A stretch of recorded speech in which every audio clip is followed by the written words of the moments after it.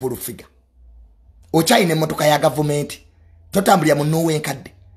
Muli shafo ya advisor gye basoma full figure muli. Bakulekere emitwalo 8. Full figure tokyali advisor. Na appointment letter togina bakujjako. Kasagalo demo kulimba nsi mboli advisor wa president full figure tokyali. Toyina na musirikala kuuma. Otambulya mu Naye enkadde. Babalanda atwala ba advisor minister omukubira amasimu agakwata. Omukubira amasimu agakwata. Full figure sagala wefuule kyotali. Bakugoba dda mu government. Babalanda atwala ba advisor minister of presidency tomukubira amasimu tomukubira agakwata. Prime minister Nabbanja tewamuvuma ati gwe amuleta tomukubira amasimu agakwata. Oyinza n'okuyita gwe ku geti ya Nabbanja gwe. Full figure buli omu yakukoowa. Museveni teyagoba. Njagala ompe ekifaananyi kimu ng'oli ne president mu recent days. Omanya point beteta full figure ze wakasaba okulaba Museveni. Wali ozzeemu okumulaba gwe masiikini gwe mazigambizi. Obeera mu kuba masimu mu bakulu bonna bakoowa. Olunaku masiikini gwe fulumazi lwe wavuma honorable bali omunsi. Full figure ba minister sigwa balonda. N'emirimu gye bakola nga president agibawo tasoka kwebuuzaako gwe gwatalina bbaluwa ya P7 gwe. Ogenda omanyira abantu ogenda obuukira abantu n'ekyo kisenkubuge ekyasoma diguli y'amazzi. Kino olaba ekisajja kisenkubuge kyalimu amagezi. Senkubuge yali musajja ategeera. Ng'okirabira ddala kisajja kitegeera because Senkubuge yasoma alina masters. Is a writer. Naye otunya programu yabwe ne full figure ya Soroti n'otegeera nti tusomera bwerere. Senkubuge is a definition of an idiot. Kibere uno kisirika ebinyo mu programu Senkubuge kisirika ebinyo. Era ddala kituufu wasoma diguli y'amazzi olina masters in mazzi. Because a man like you Senkubuge, you have to take care of the show. Ne ka programu kamwe kafuka kwako. Lero wembate muvumye Kasuku enkya muvuma Saimo. Lero wembate muvuma ba minister full figure y'abalonda. Nze nkubuuza bibuuzo. Njagigalo nyanukule. Ebibuuzo bye nkubuuza fulumazi. Full figure ina office. Office yesangibwawa.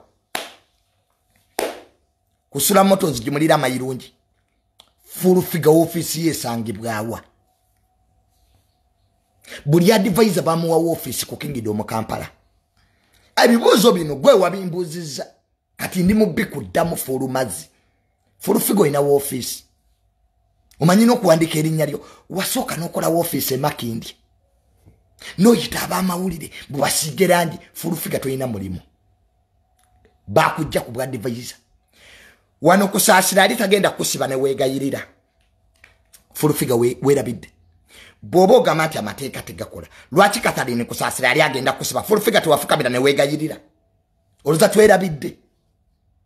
Full figure Katharine kusaasira ali tagenda kusiba. Tuwafukamira hasi ne weegayirira. Full figure oli mutiitizi. Toyina magezi. You are prostitute oli malaya. Wano wasiba basimpoke.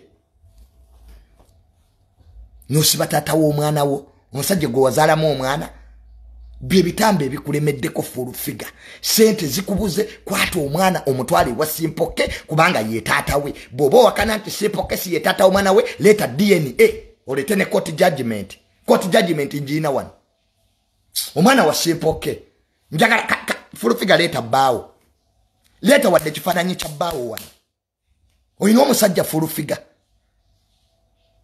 Taata w'omwana leta ekifaananyi ki. Bw'oba ogamba nti full figure oyina omusajja. Ensi yali erabye ku bawo full figure. Full figure toyina musajja.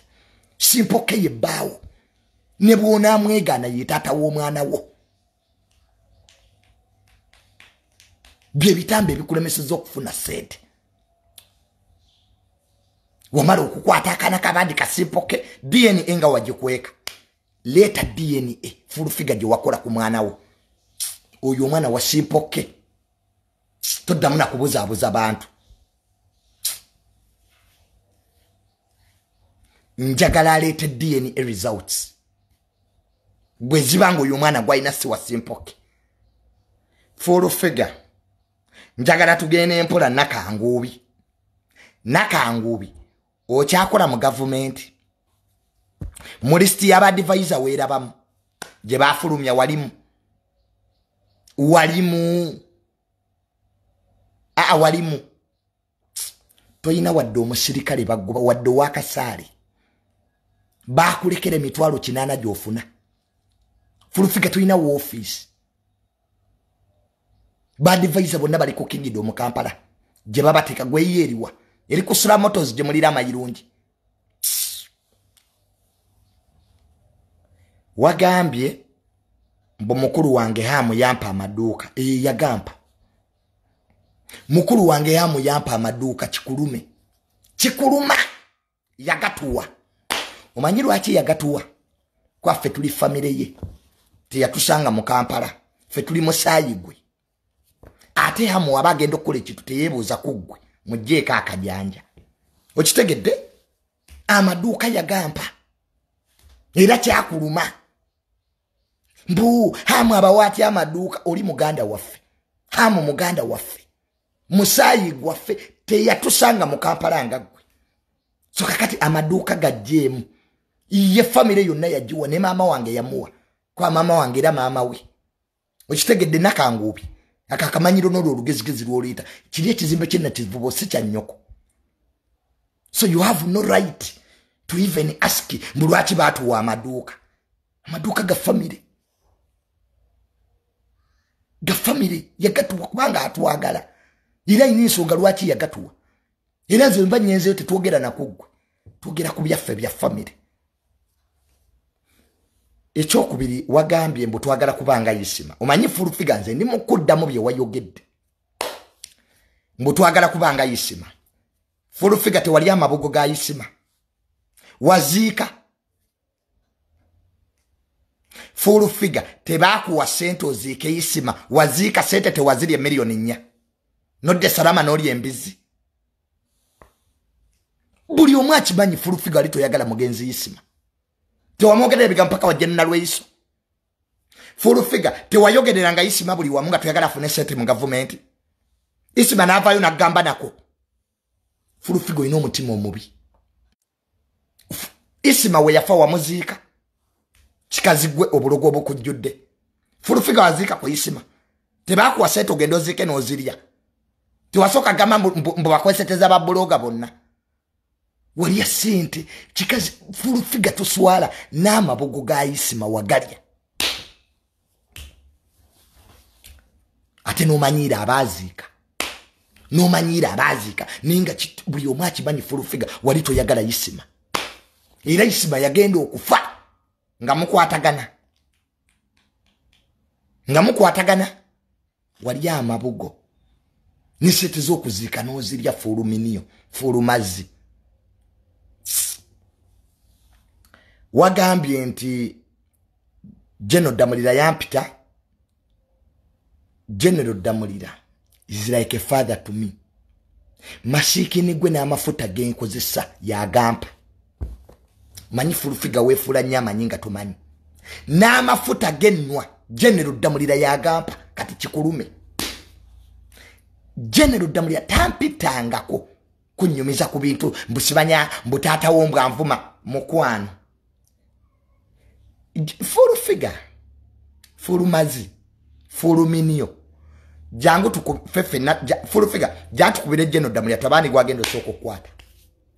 Fulufika nze nawe njagalo jje wano tukubire General Damulira tabani gwa soko kwata. Nze nkola ne General Damulira mutaka.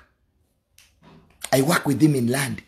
Nina bye sosola kugambira wano gwe mazigambi zipa n'okusomera tewasoma. I don't have to tell you. Kati nuna amafuta nganwa gampa. Era genda mbitabo. Ojja kulaba nga nwa amafuta. Kati Kikulumye. General Damulira yakwata sente naziwa ne daddy. Era ba mikwano nnyo. Ka n'ekitugatta tokimanyi. Omanyi Fulufika oyina omuzege gw'okuyingizaamu abantu. Gwe bakuwagaliwa. Bakuwagaliwa. Ndaga gy'onwa amafuta agago. Bakuwagaliwa.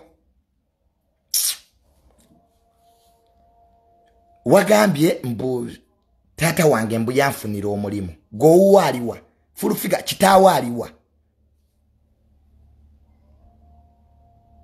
fulumizi kitawaliwa obeera ogamba mbu tata we yanfunira omulimu gowaliwa lwaki toyogera kuwo full figure tuwalana waliyo yagala kuba Tamale mirundi senior waliyo yagala kuba junior tosobola kubeera ffe eri government wagitusangamu era wagitulekamu fulumizi watusanga mu government era watulekamu bakugoba kubanga tokyali advisor list ya fulma mweri mawulire ofune emitwalo 8 emotoka ya government eri wa motambulira oli munuwa nkadde luli yakuba n'ebigennowa ogenze mbakole mpe motoka ngani agikuwa gwe mazigambizi anezo kuwe motoka ya government gwe waleze mu kulaba ku Museveni gwe umayine Museveni wafanana baba kowa full figure government yakowa kakati obera okusoloti necho kisenkubuge mbovuma government te president yaddemu akuyite tebajja kukuyita fulumazi agamasimu go kubira prime minister nabanja no kubira minister Babalanda tebakwata obagambe ki buli omu yakwetamu buli omu omuvuma full figure ovuma buli muntu kati kyali kikuvumya Rosemary Senende tokola ku secretariat ye NRM president waba yateekawo Rosemary Senende n'ateekawo ne mukyala Adija bajja kwesootinga si gyokola full figure lekerawo okuyingira emirimu gy'aba minister si gwaba wa assignments tewasoma oliawo okola bwa malaya n'omwana tomanyi obeera otya mu nsinga ne tata w'omwana wo tomumanyi omwana wa simpoke omanyi nekuba erigende wa prime minister gwe wamuvuma wakwata nabajja n'omuvuma wano mbo gwe wamuleeta gwe waleeta prime minister fulu mazi fulu minyo fulu matako tujjeeko akamanyiiroko obeera okusoloti nekyo kisenkubuge kijjudde amazimu mutwe ekiji kyali kitegera kisenkubuge tulakati kigenze kifa bwe kyesinisa ebinnyo erwayita senkubuge omusajja yali yategera weesimawo nekubwa president kati you are talking nonsense nawe nukkiriza okukola nogo nekyo kifulufiga talina na bbaluwa ya mugigi obwavu bubakoze bubi nnyo senkubuge twetuuza senkubuge bwe tuligambako fenga abaana abato oli kitegeera nti owemuse nene basegawa bagambako bakulu banno nze I respect segawa be bantu bewatendeka ne it's a disgrace okwati senkubuge otula mu studio yemu ne full figure notula mu studio yemu ne full figure ataina na bbaluwa ya mugigi ng'abaana basomye mass communication we bali wana abaana bagenze makerere bayina zidiguli ku mutwe senkubuge tusobola kukola naabo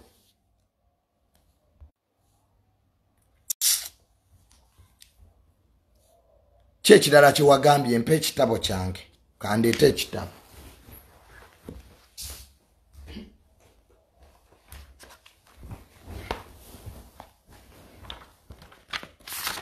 tewali full figure gw'olina mu gavumenti mbusimanya mbusikola ku ministry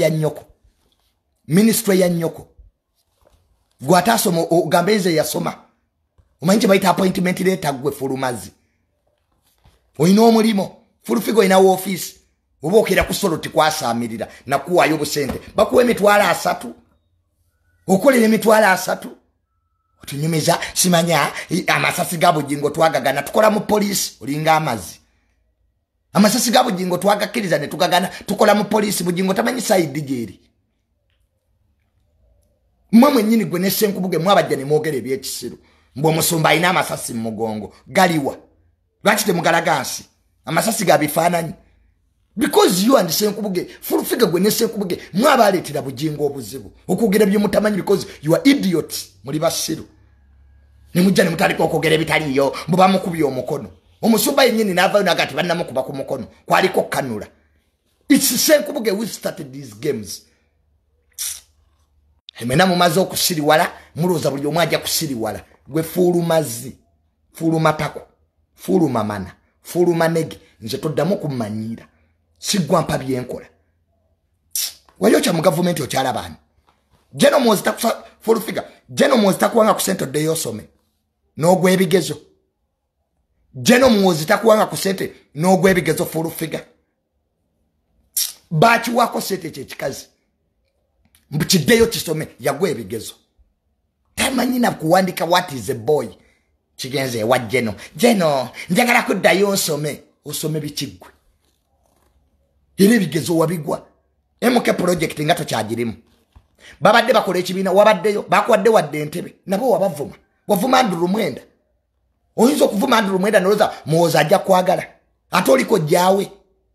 Full figure tutegeera oli mazinyo oli mazigambizi. Wayocha dda. Wayocha singa toli ku soroti. Singa tofuna mitwala 3 ku soroti. Kovumira abantu. Chaddayo mbo kyagala kusoma bakuwa sente. Baku full figure jeno muwozi yakuzaayo osome. N'ogwe ebigezo. Nga n'ekigambo boy tokimanyi walina kuddayo mu nasale. Wani mga njaga kuddayo mu nasale tandikireyo. Bano bonna babajjo basomi. Bajjo tali mu kusoma. Butasoma full figure bwe bukusumbuwa.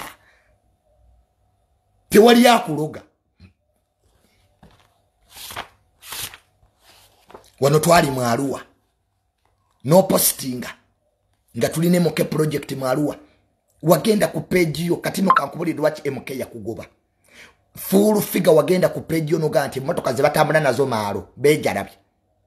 Bwe nkubulira nno bye bakwogerako gwe masikini. Tuvula no bwa advisor babo kujjako kumanyira banene. Wagamye nze ne tata wange tuzannyo bubadi. Full figure ja tata wange mu mbozizo.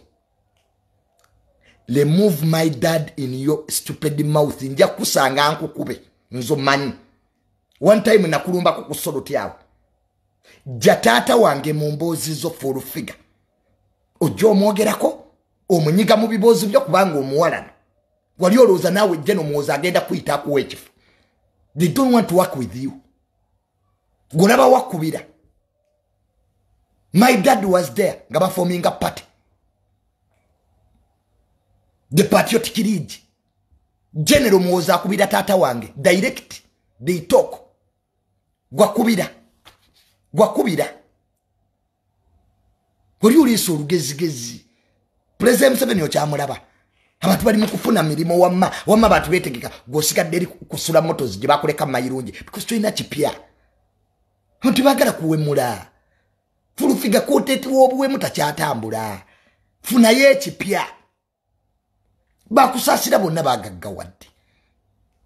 Gosigaddawo vuma abantu akuwaye 2 akuwaye 3.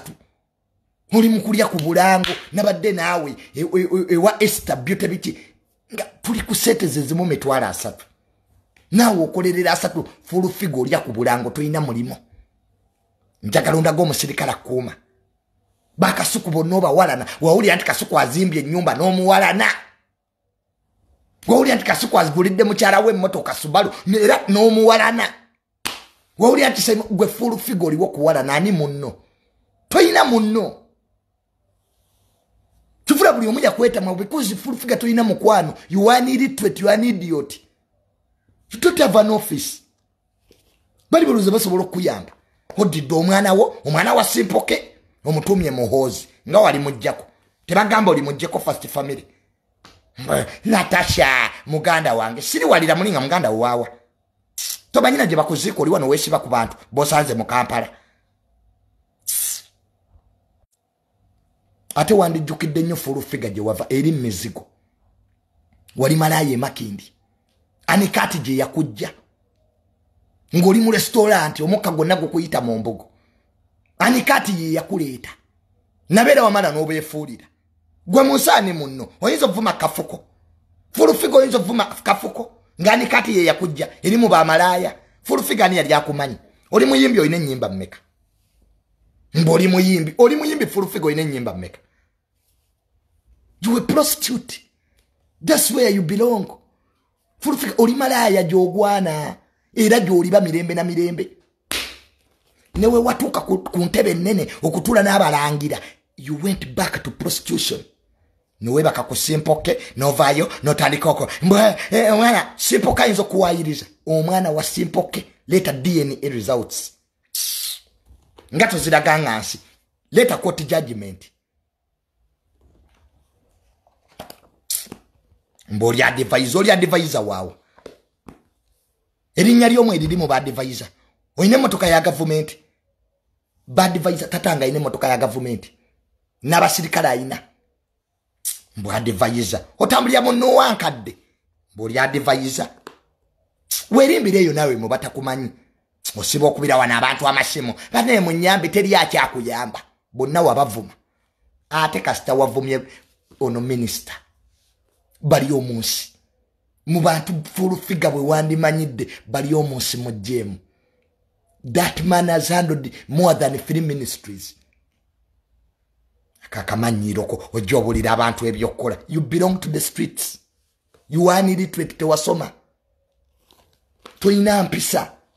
Ngani ayinza kugwe gwatamanyi na tata wa mwana gwe. Omwana wakamuga bambasajja bana. Kwata omwana omutwale wa simpoke toddamu kutwasamira. Rotten as you are. Wagambye nti twaza nyaka badi ne tata wange nti tugende ewa genocide full figure wakalaba genocide mirundi emeka mpaye ekifaananyi ngoli ne genocide in recent times.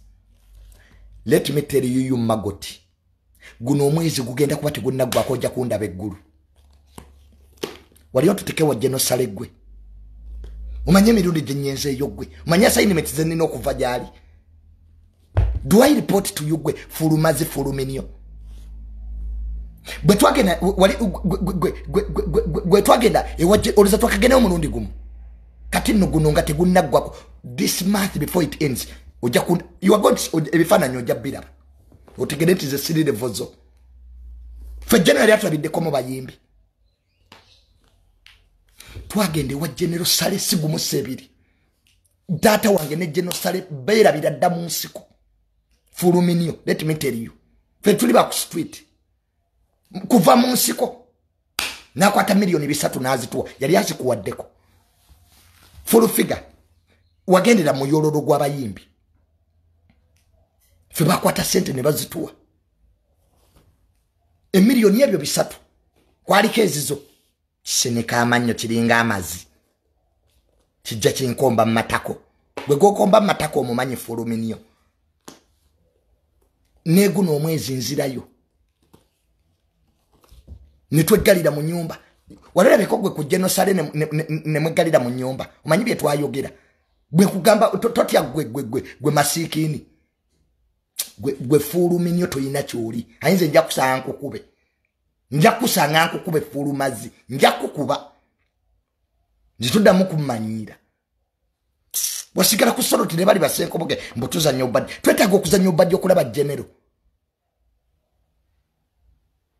tunolire embize eno embwe eno toyina kyoli wano wavuma kusasira n'ofukamira ne weetonda omala okuvuma abantu n'odduka mama fiina babano banvuma owakula entalo n'omala n'okuba amasi banzira banvuma ku luno tewali gy'ogenda kuloopa ggwe kyalira kuvuma bantu nze neetaaga okuzannya obubadde nsi okulaba jjeno nze ndi adapted saniwe mbwe motoka mbwe hamu ye yajingulira hamu muganda wange byampadde obimanyi nze hamu mubuuza nfukamidde is my brother I respect them ne yasimu kaguli musayi gwange nze bw'okwata ku hamu seetaaga nakunkubira simu nkwambalirawo because it's my family. Kuza fetwa tugenze wa hamu tusaba appointment ujanyine mbwe batu wa amaduka baagatuwa obulogo bweye mindi gyofuwa fulu figa ojonfuyirako emindi gyewafuuyiranga yisima wano watabuliranga kuyisima nga tomwagala nenga yisima talina kyeyakola nogende wajjeno nalweiso n'omwogerako ebigambo buli wamu yisima we yali ajjanga sete ng'ogenda oyogerawo ebigambo oyina omutima omubi fulu figa wano wawulira nti kasuku afunye ku sente watandika kuvuma kasuku nenga kasuku yali akoze eki bantu botasiima Gwe buli full figure buli wowulira nti omuntu yafunye ekintu kikuluma. Because you are illiterate. Tomanyi ati tuyagala kumanya nti tomanyi. Wali ofunye omukisa nga President Museveni yakwagadde. Wali ozeemu mulaba. Kubanga owemula. President Museveni takolagana na buwemu. Ayina family, ayina abaana bayina bazzukulu be. Bakolako dda report ya intelligence. Kati full figure kankubulye. They made an intelligence report about you. Ne bagamba president oswaza ekitiibwa kye.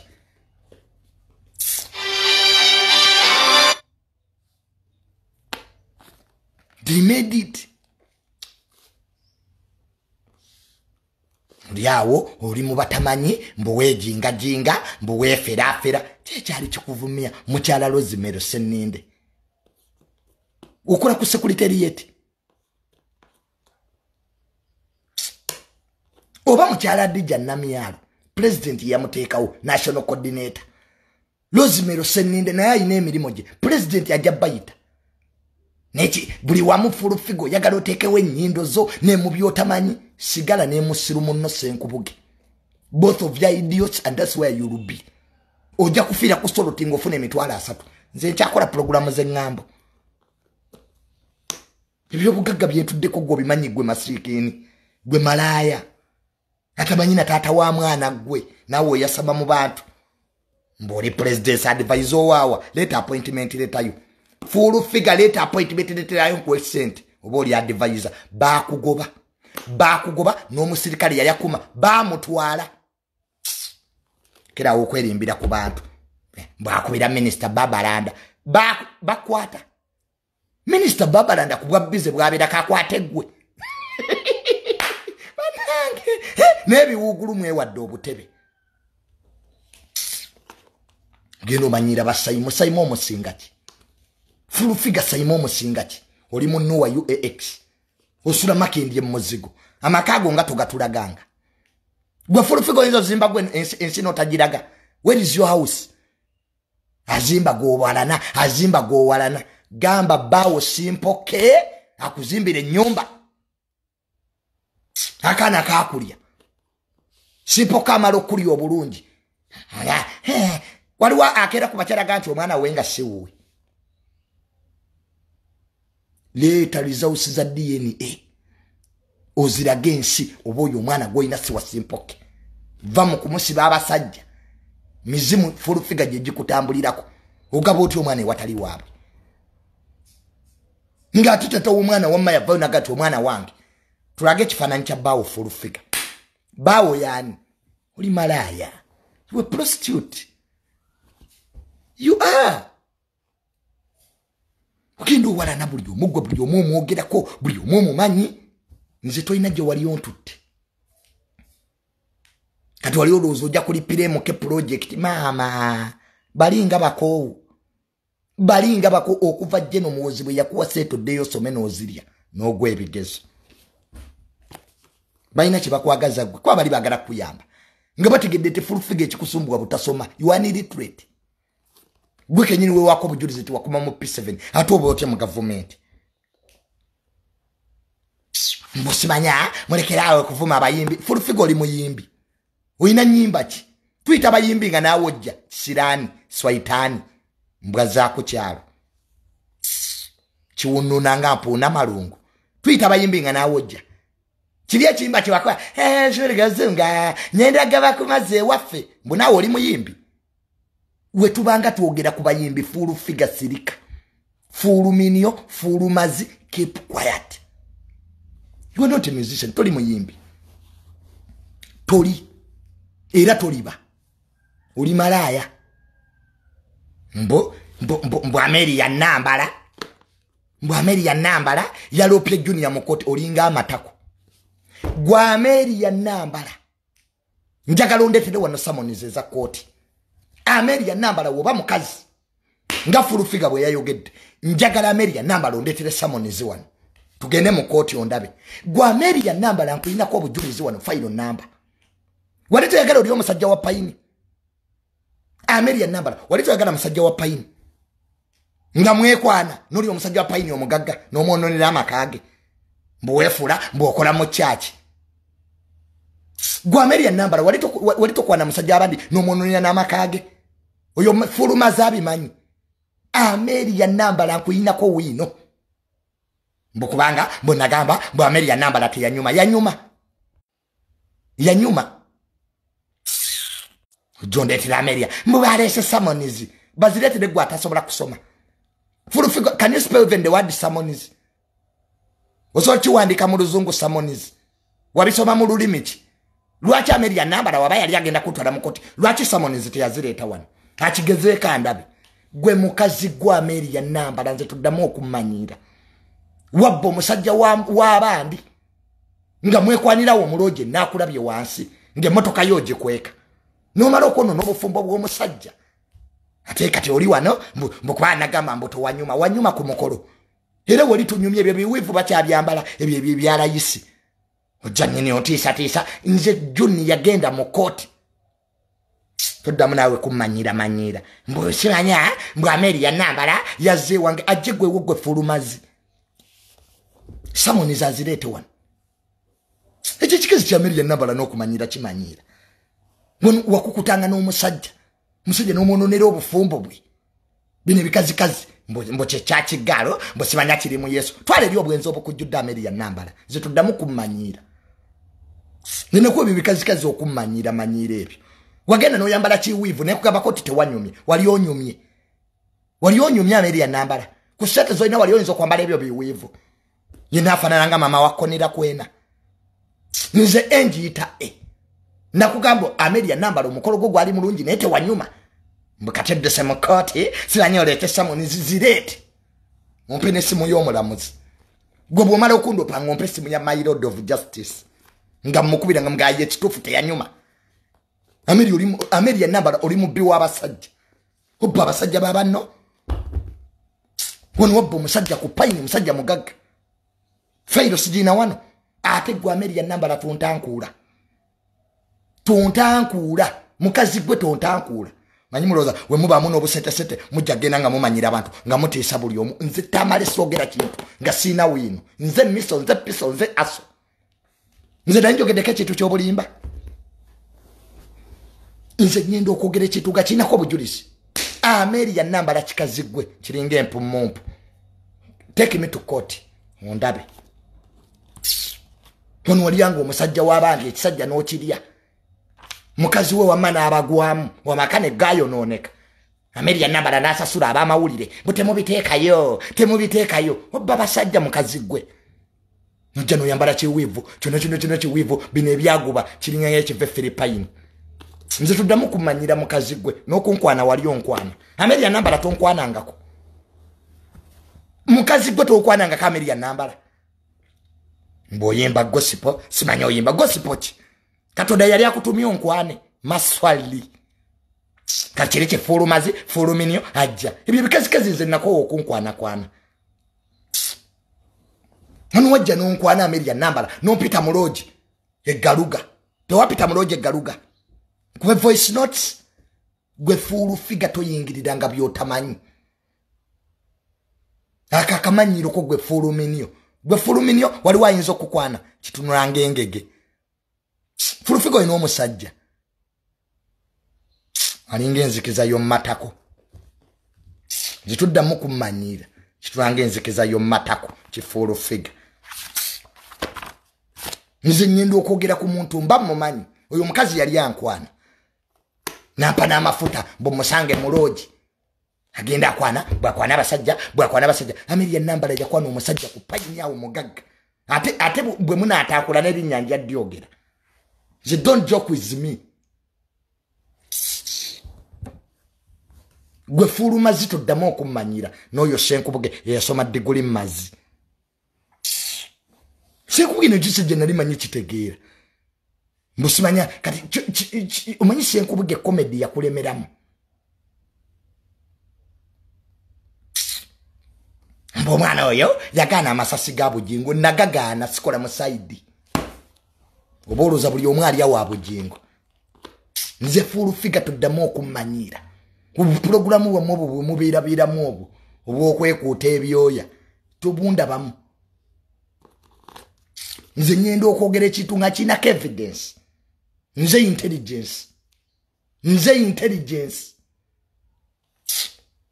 Era nakafuna intelligence report. Omwana wa kisa kya Mukama bamuwambi.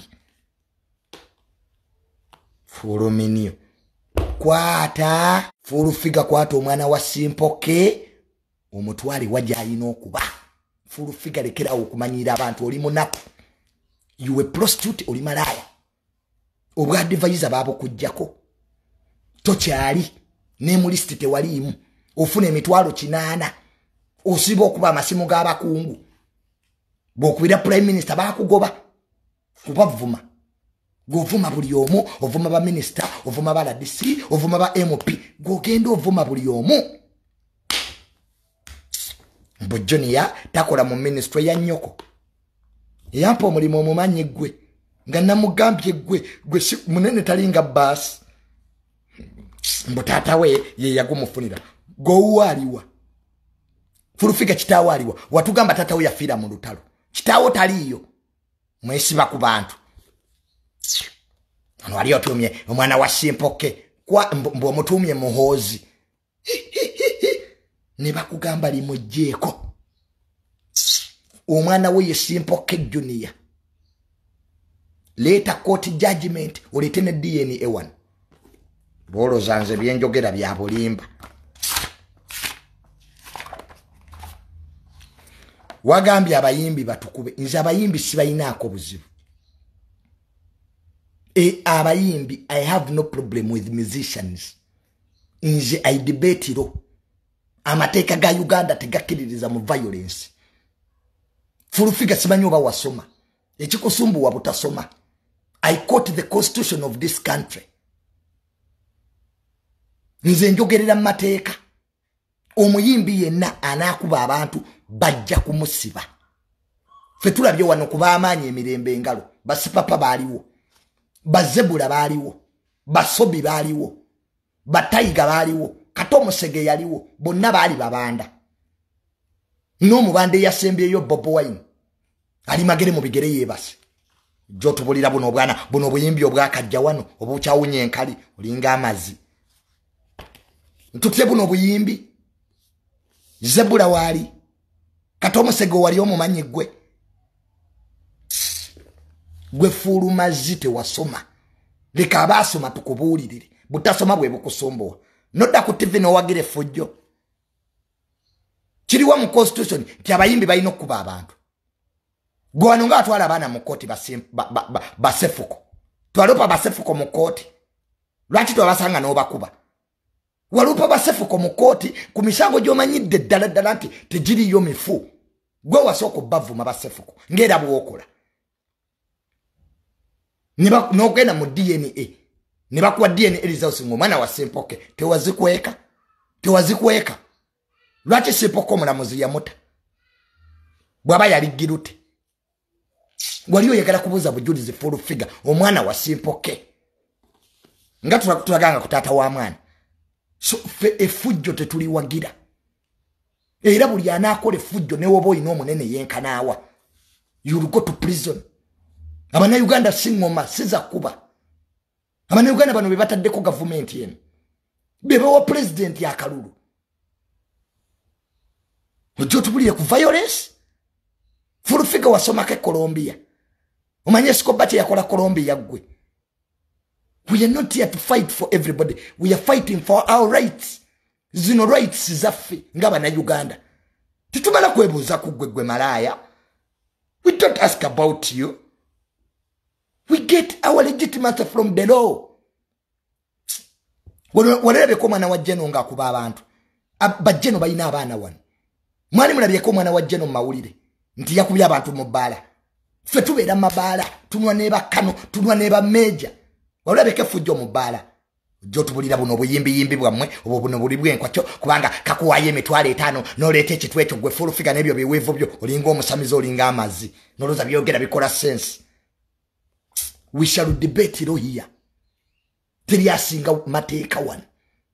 Fetula byabamanyi sipapa yaliwo wan. Buno buyimbi bwemwe tebulina na sente. Sipapa ine billions of money. Sipapa atambula ne motoka nga tekuli number plate. Sipapa nga kumibwe jeri kuma president. Ojjo tubya buno buyimbi bwammwe obwakamala okunaaba enchacha bunya n'amatako.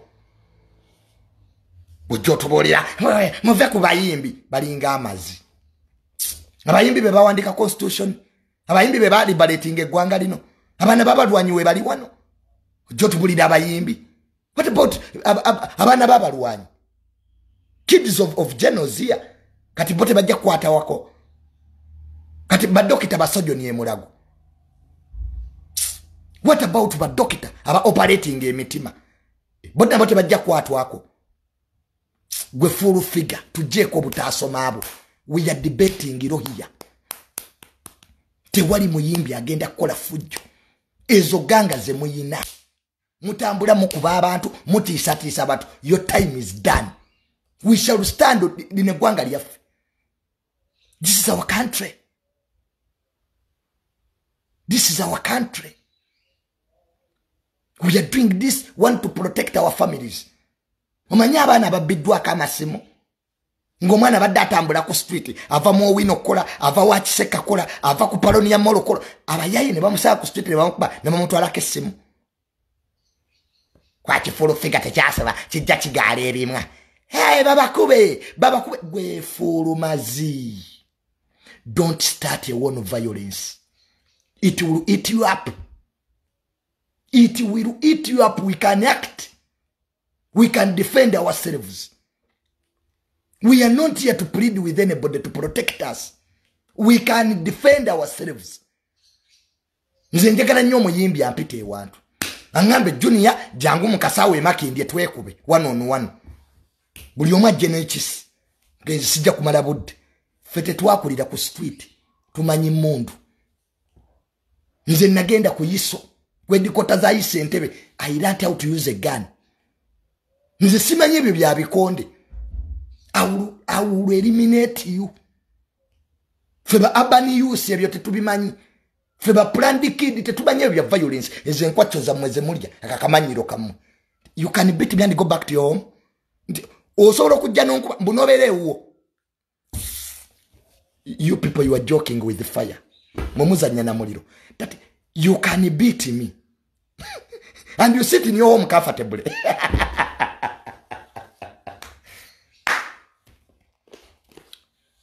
You oja kwata umanyi sebuufu.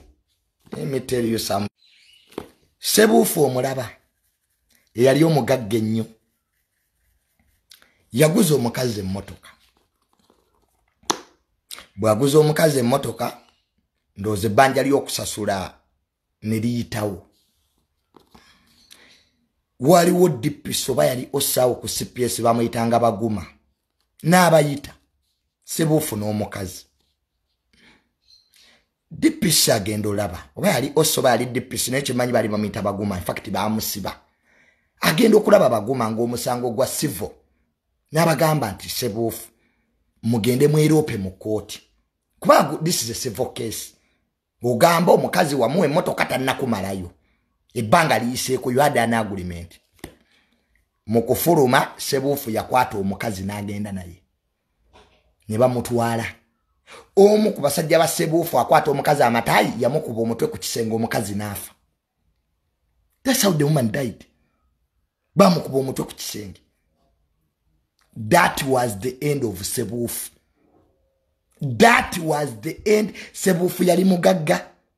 Nga n'abakungu mu government bamugulako emmotoka. Nze taata wange yagulanga mmotoka wa sebuufu.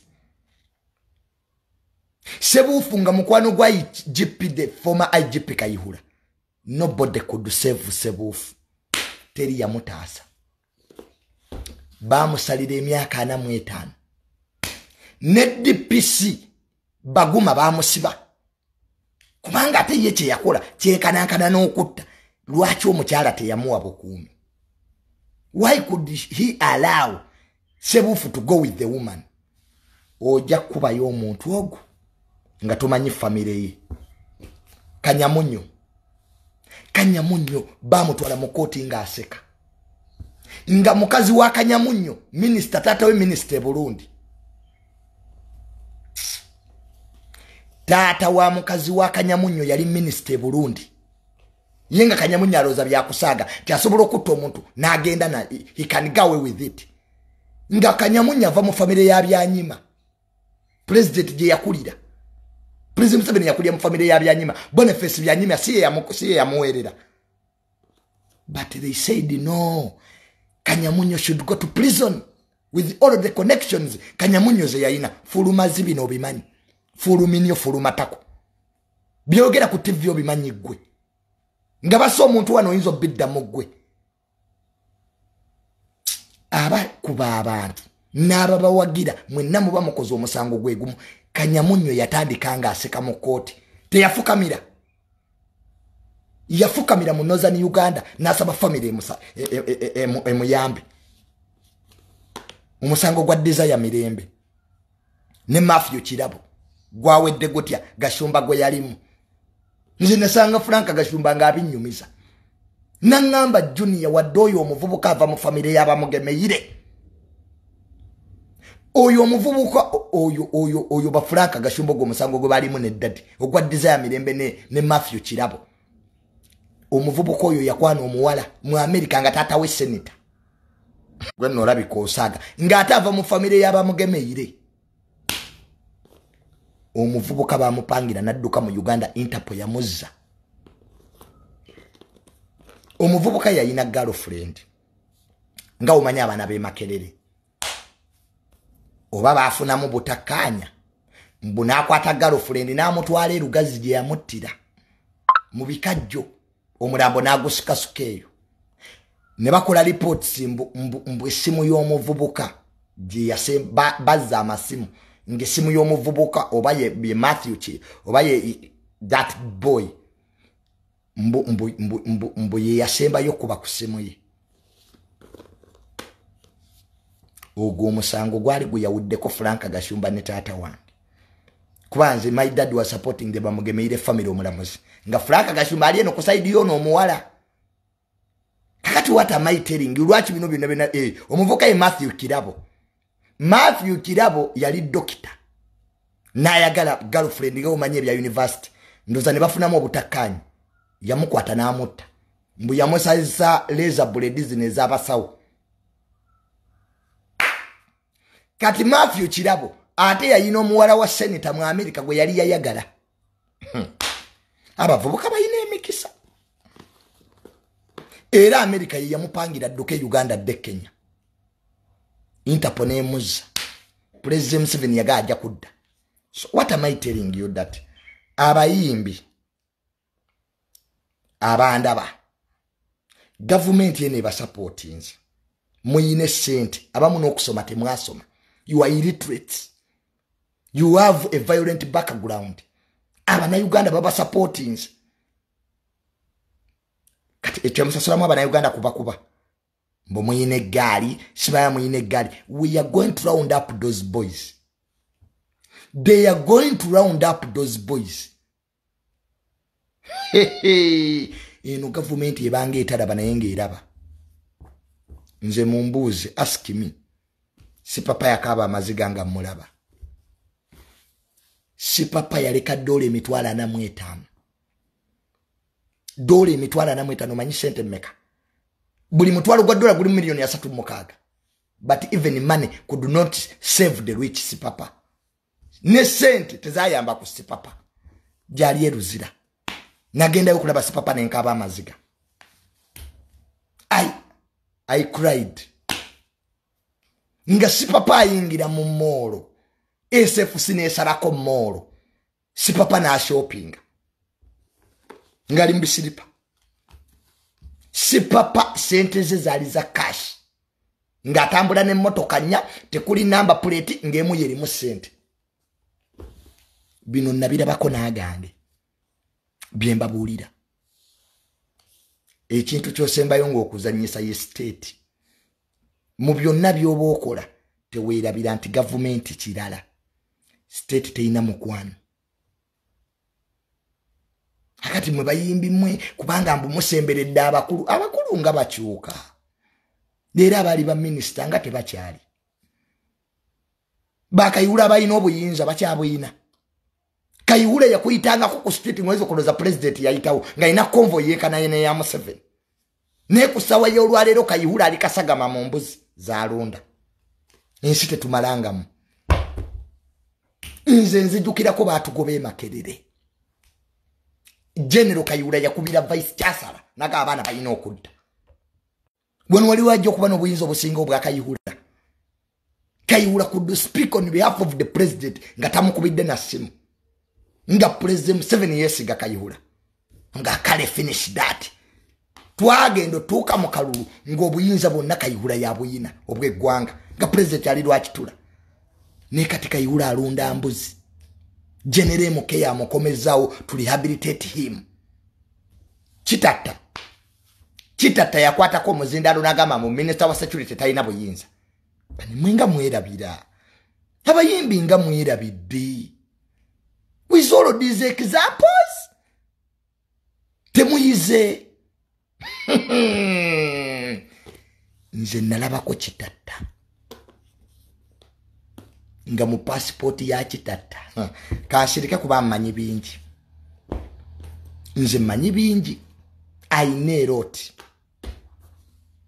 That's why I keep quiet. Nze nabanyumiza Chitata bamujja na muroji ngo buyinza bugenze Chitata ngajja ku police n'agamba DPSI command you tabasibe nga n'ebipapula tewali ne bakuta Chitata could command senior police officers Banikisoni bagusibwe balagawa kakati government yesi bampologoma ng'oleeta mbwa basi bampologoma no ati pologoma bagisi ng'oleeta bano bafulumazi fulufiga bamazi zinembwa these dogs who are just barking because they lack what to eat basi bachita toleta fulufiga basi ba General Kayihura a 5-star general ng'oleeta no fulumazi abira kusoroti ayasoma byatamanya ne bamuwaya asatu nomubuza wasomachi full figure bamulayiniyo fibye tumanyi bingi ense tuyigiriza tubula ffe tuli hambo nze junior amwera abiding citizen ninsobola okole fujjo kubanga buli munene gwogenda okubira manyi nze mwala baana ba traffic nabagate mugenda kunkwata they thought I was joking kati obaga nti junior kati ojja kuira president Museveni nga nti muzukulu wa junior yakoze yaga handle that family fiba twesonyiwa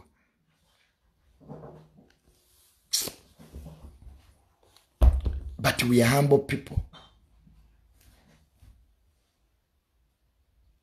so n'olwekyo as I'm ending abannamawulire bajja kukola omulimu gwabwe let the media do its work namwe abayimbi mukole ebyammwe abasawo bakole obusawo amama nzisira makugwanga bannamawulire bajogeddwa nga wano abayimbi temutuwa ssente mukola concert zammwe mu kifo ky'okuyita ab'amawulire abakaiti bannange nina akasente katono mwagala tubawagire ku by'ekisiru byammwe kati okudu support gravity ng'agenze ku ttaka ly'omuntu really because he's a trespasser Bob Wine ne wemba simwagala I can't accept omuntu okulinnya ku property za Bob Wine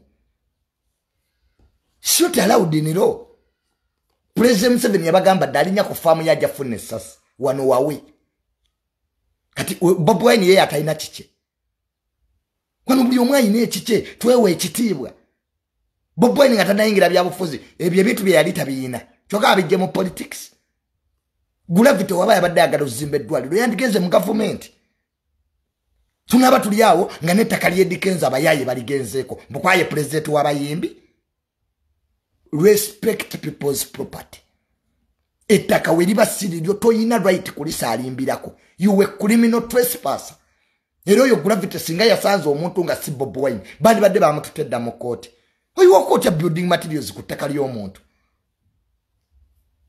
you went Gravity wagambye president you in ettaka which you don't have you lied the president there is a proper way of getting money abayimbi waliwo engeri entuufu ey'okufuna ssente nete mumanyira abantu temujoga abantu ne Bob Wine munna Uganda ayina lwakisize ng'omuntu Nze Bob Wine nandibanga simwagala politically. But it doesn't make sense to support hooliganism. When we general tebayina mataka. Even generals have land. Colonels have land. Doctors have land. But should we support people to go on other people's land, really? Nga president mwenyini ali mukunweza bwana nyine kutaka. Nga tuli mukulwana abebibanja tubawe ebyapa so that we solve the land question. Ba land road budget ba compensating mu Uganda land fund. Gwe full figure te wasoma. The problem full figure abi njogedde tobitegedde because te wasoma. Look at Article 99 of the Constitution. What does it say, Oragawa?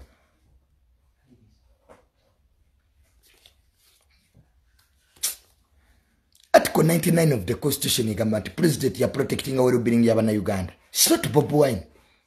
Tusagati Bob Wine lwaki tazimbye essomero. Ejo mirimo gya government. Kyo atujiwe emisolo. Kati mugenda tukamubuuza ne Bob Wine mbwe eddagala liri wa malwaliro. Are you stupid? Oyinza okubuuza baby mbo condom eriwa. How can you ask a baby where is the condom? Kati baby omuntu abeera atya ne condom. Let us not be stupid. And you think the whole country is stupid, yeah? We shall guide you. Because we have to guide society. We shall tell you the law. Many of you are ignorant about the law. Mwamboza, mulwachi walopye gravity. It's in my rights. Omuntu wa kuthreateninga, you have a right to go and report.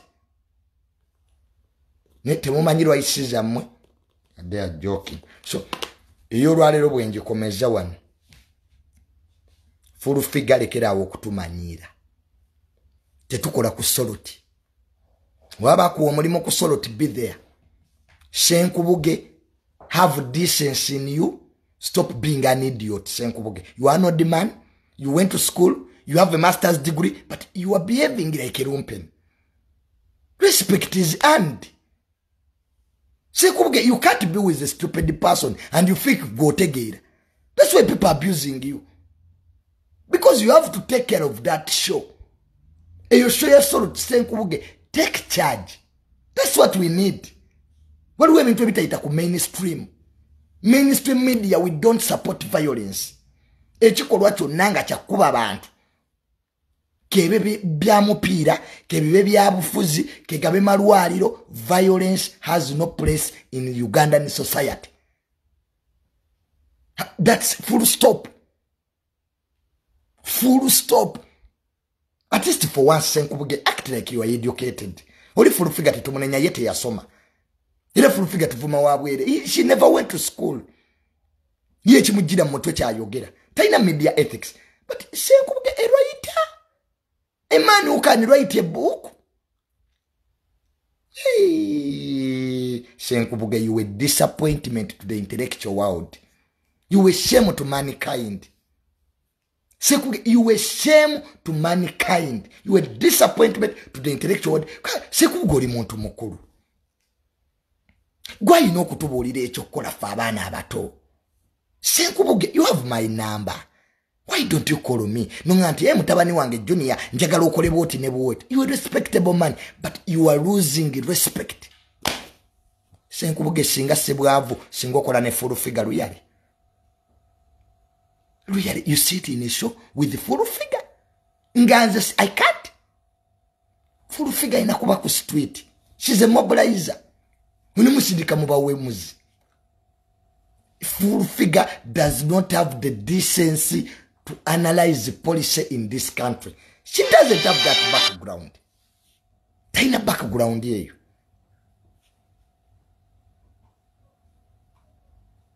Taina.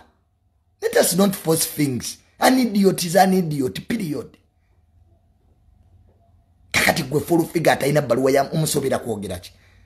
Ne Pastor Bujengo yakuleta Senkubuge nakuteka musheyo to manage full figures idiots, but you also acting like one.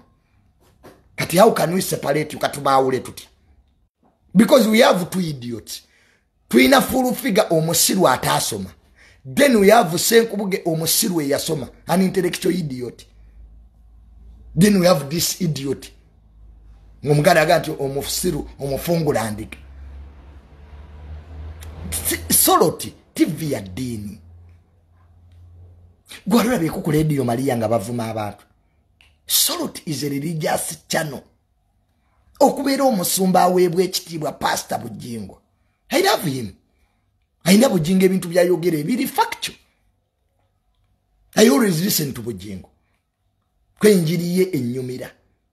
But gwolowooza Senkubuge bantu bameka abayina intellectualism abasobola okulaba TV yammwe ya Solot. Nga mukeera kuvuma bantu. Bwe muvuma onencha bwe muvuma Kasuku, lero bwe muvuma Jekinezi, lero bwe muvuma ba minister, lero bwe muvuma ba MP. No, it doesn't work that way, Senkubuge. Siasa. Jawo siasa o. Bino sibya siasa. Mainstream shapes the perception of a country. Nze junior bwe nyenda ku TV, the way I articulate issues, si wembera ku social media. Kawali eggwanga libali ndaba.